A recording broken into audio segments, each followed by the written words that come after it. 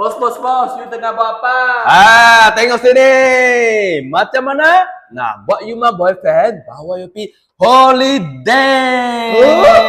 Macam mana tu? Senang saja. Tengok dia ajar you.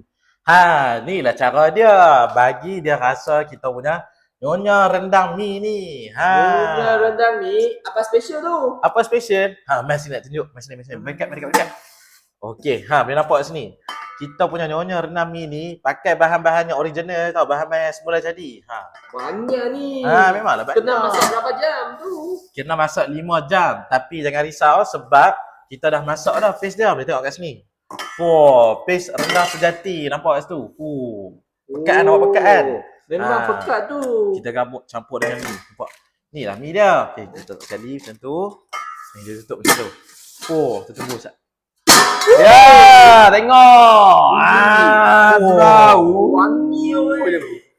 Untuk ni. Ya. Masuk dulu lah sikit.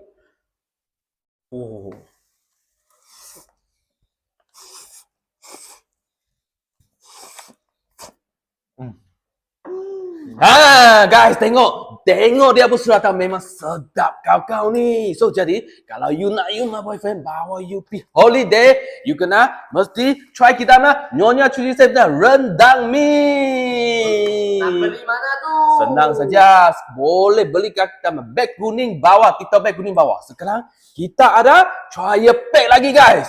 Ada trial pack lagi, tapi untuk first 50 orang saja. Siapa cepat dia dapat. Okay.